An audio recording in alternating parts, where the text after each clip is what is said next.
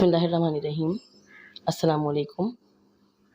گلستان اردو میں آمنہ انجم کی جانب سے سب کو خوش آمدید۔ میرا آج کا لیکچر تعریفوں پر مبنی ہے، تعریفوں پر مشتمل ہے۔ وہ تعریفیں جو شاعری میں استعمال ہوتی ہیں، یعنی شعری اصطلاحات یا اصناف سخن۔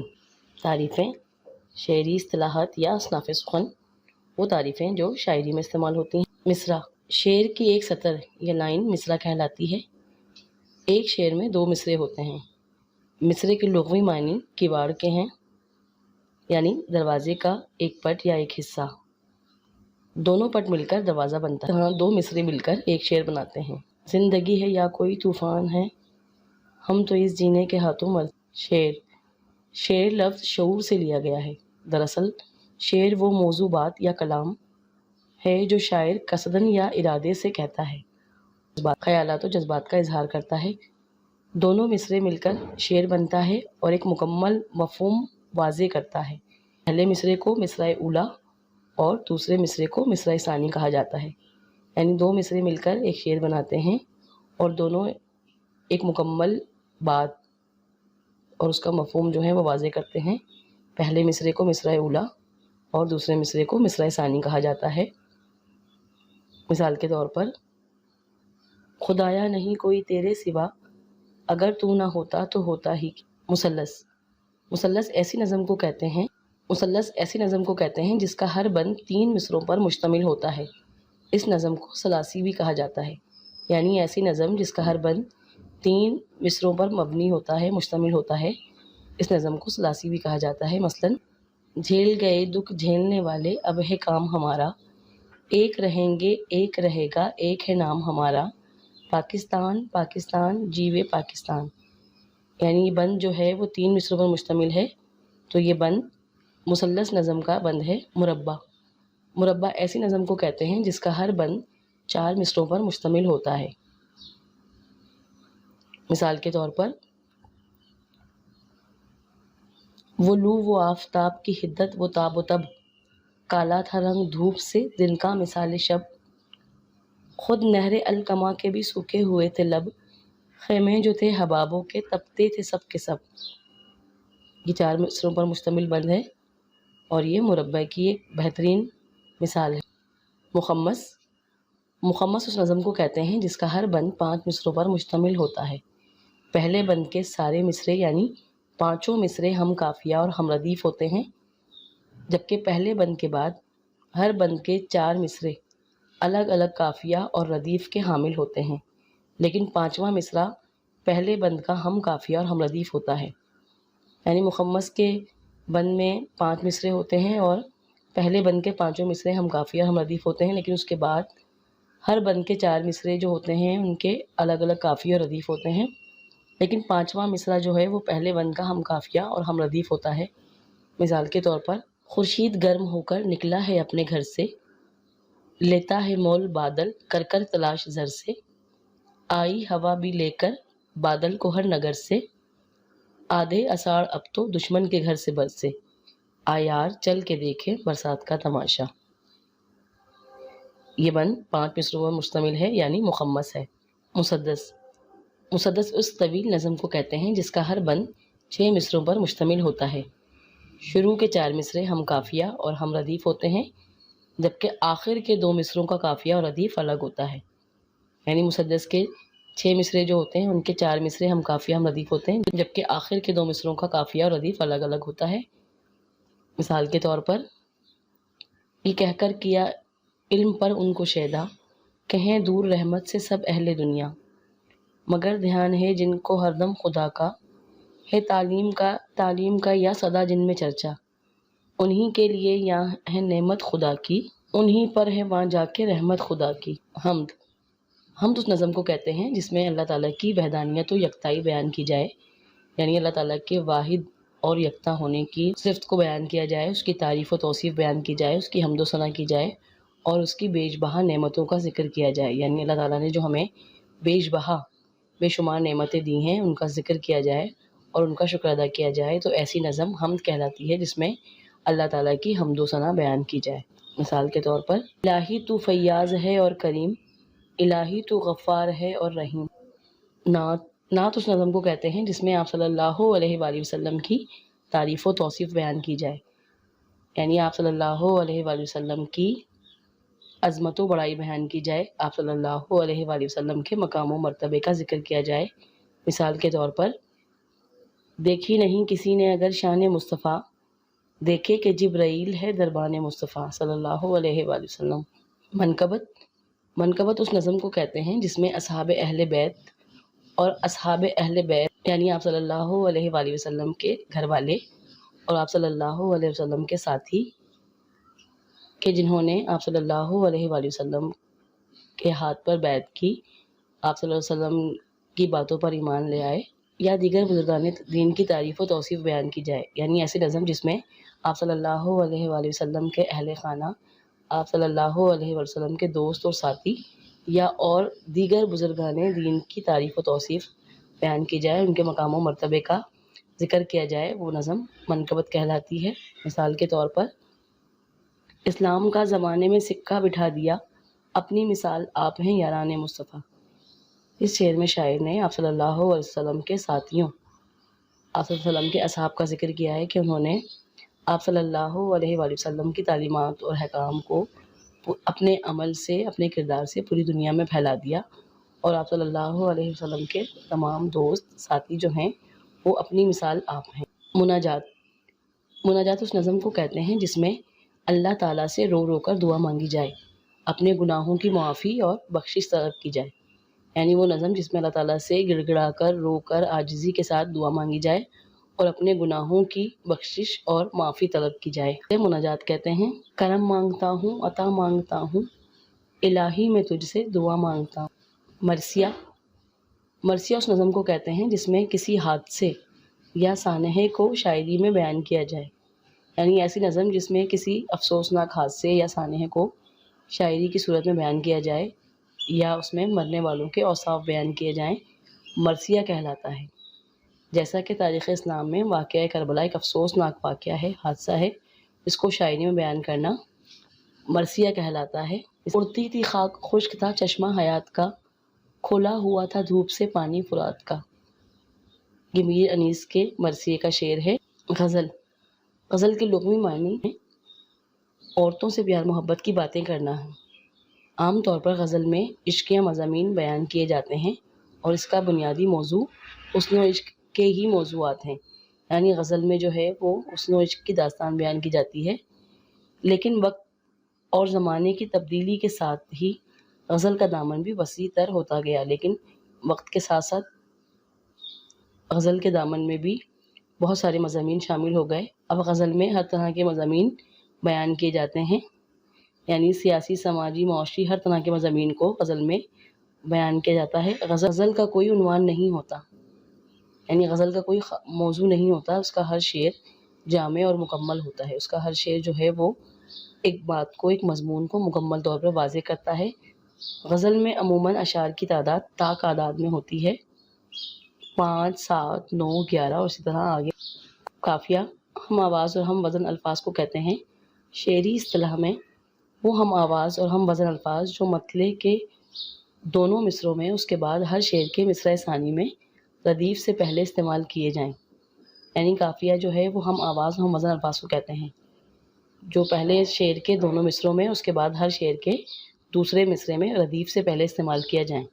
काफ़िया बदलता रहता है मगर सबकी आवाज़ यकसां यानी एक जैसी रहती है, यानी काफ़िया जो है वो बदलता रहता है लेकिन आवाज़ जो है वो सबकी एक जैसी रहती है, जिससे शायरी का हुस्न बढ़ता है। मिसाल के तौर पर, दिल नादां तुझे हुआ क्या है, आखिर इस दर्द की दवा क्या है। हुआ और दवा जो है वो काफ़िया है, दोनों हम आवाज़ और हम वज़न अल्फाज हैं। हमें मुश्ताक और वो बेजार, या इलाही ये माजरा क्या है। आपने देखा कि पहले शेर के दोनों मिसरों में काफ़िया है, उसके बाद दूसरे शेर के मिसरा सानी में जो है माजरा, ये काफ़िया है। रदीफ़ एक या एक से ज़्यादा अल्फाज के मजमूए को कहते हैं जो मतले के दोनों मिसरों के आखिर में इस्तेमाल होता है और उसके बाद हर शेर के मिसरा सानी के आखिर में काफ़िए के बाद आता है और ये मुस्तकिल रहता है, ये तब्दील नहीं होता।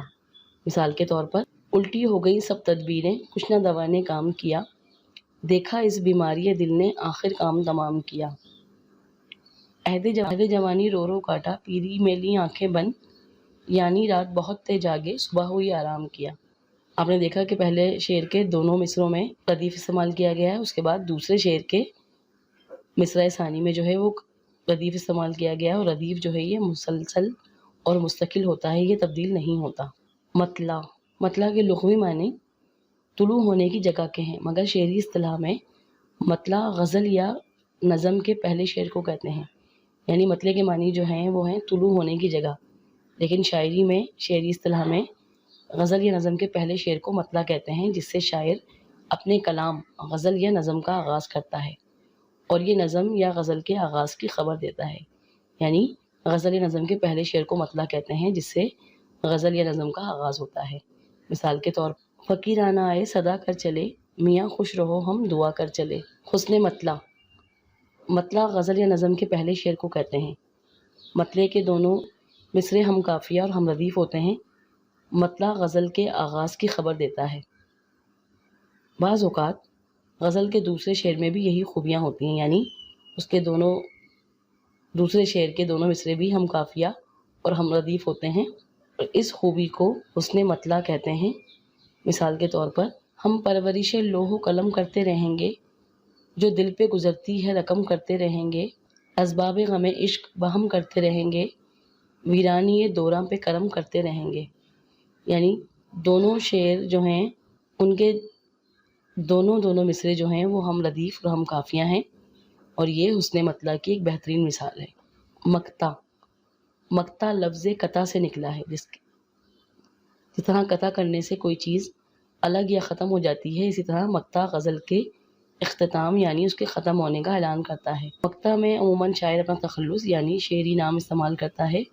مثال کے طور پر کعبہ کس منہ سے جاؤ گے غالب، شرم تم کو مگر نہیں آتی۔ تخلص اس مختصر نام کو کہتے ہیں جو شاعر اپنی نظموں یا غزلوں میں استعمال کرتا ہے۔ تخلص کا استعمال غزل کے آخری شعر میں ہوتا ہے۔ عموماً شاعر اپنا نام یا اپنے نام کے کچھ حصے کو تخلص کے طور پر استعمال کرتا ہے۔ مثال کے طور پر ہوا ہے شہ کا مصاحب پھرے ہے اتراتا، وگرنہ شہر میں غالب کی آبرو کیا ہے۔ تشبیہ، کسی مشترک صفت یا خوبی کی وجہ سے ایک چیز کو دوسری چیز کی مانند یا طرح قرار دینے کا عمل تشبیہ کہلاتا ہے، یعنی کسی ایک خوبی کے یکساں ہونے کی بنا پر ایک چیز کو دوسری چیز کی طرح قرار دینا تشبیہ کہلاتا ہے۔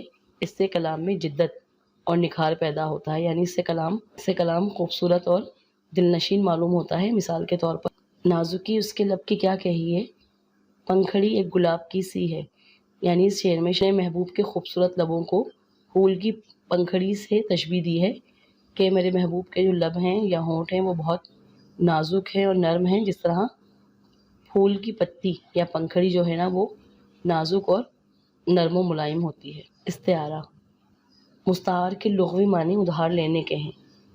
اصطلاح شاعری میں استعارہ کا مطلب ہے کہ کسی شے کی صفت یعنی خوبی کو کسی اور شے کی خوبی سے منسوب کرنا، یعنی کسی چیز کی خوبی کو، اس کی اچھائی کو کسی دوسری چیز کی خوبی سے جوڑنا یا اس کا تعلق استوار کرنا، مگر یہ ضروری ہے کہ دونوں میں تشبیہ کا تعلق ہو، دونوں میں مشابہت ہو، تشبیہ ہو، یعنی دونوں میں ایک جیسی ہی خوبی ہو۔ شعر کی طرح بہادر، مثال کے طور پر کس شعر کی آمد ہے کہ رن کانپ رہا ہے، رن ایک طرف چرخ کہن کانپ رہا ہے۔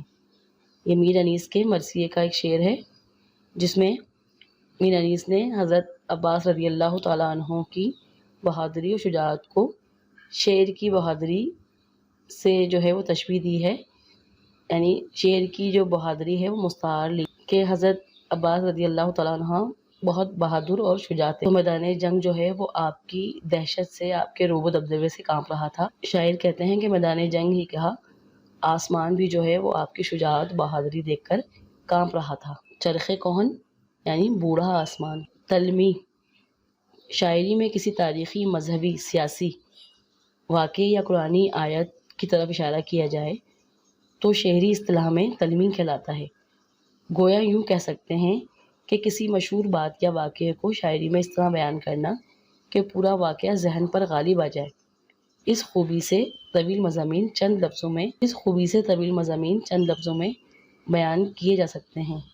یعنی کسی تاریخی، سیاسی، سماجی واقعے کو یا قرآنی قصے کو شاعری میں بیان کیا جائے وہ تلمی کہلاتا ہے، اور اس شعر کو پڑھ کر جو ہے پورا واقعہ پڑھنے والے کی نظروں کے سامنے آ جائے، اس کے ذہن پر غالب ہو جائے، اور ایسی صورت میں طویل سے طویل مضامین جو ہیں وہ چند لفظوں میں بیان کیے جا سکتے ہیں۔ مثال کے طور پر چلتے ہیں جبرائیل کے پر جس مقام پر اس کی حقیقتوں کے شناسا تم ہی تو ہو۔ اس شعر میں شاعر نے واقعہ معراج کی طرف اشارہ کیا ہے کہ حضرت جبرائیل علیہ السلام کی جو حد تھی، انتہا تھی، وہ سدرۃ المنتہا، یعنی اس سے آگے جانے کی اجازت حضرت جبرائیل علیہ السلام جو اللہ کے مقرب فرشتے ہیں ان کو بھی نہ تھی، لیکن آپ صلی اللہ علیہ وآلہ وسلم کیونکہ خاتم النبیین ہیں، امام الانبیاء ہیں، اس لیے آپ صلی اللہ علیہ وسلم نے سدرۃ المنتہا سے بھی آگے اور بہت آگے کا سفر کیا۔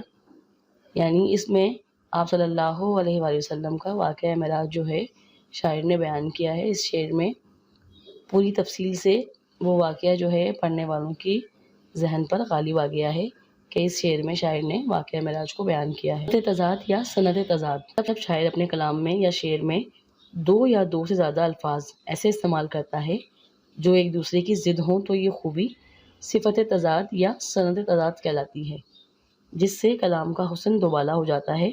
مثال کے طور پر صبح ہوتی ہے شام ہوتی ہے، زندگی یوں ہی تمام ہوتی ہے۔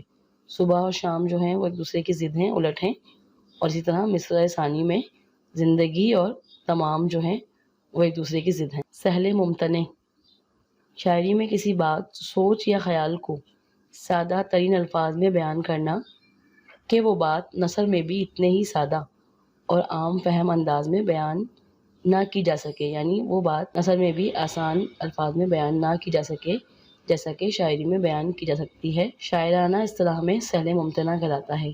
مثال کے طور پر تم میرے پاس ہوتے ہو گویا جب کوئی دوسرا نہیں ہوتا۔ جی اسٹوڈنٹس، یہ تو تھی شعری اصطلاحات یا اصناف سخن، وہ تعریفیں جو شاعری میں استعمال ہوتی ہیں، اور یہ آپ سب کے نصاب کا یا سلیبس کا حصہ ہیں۔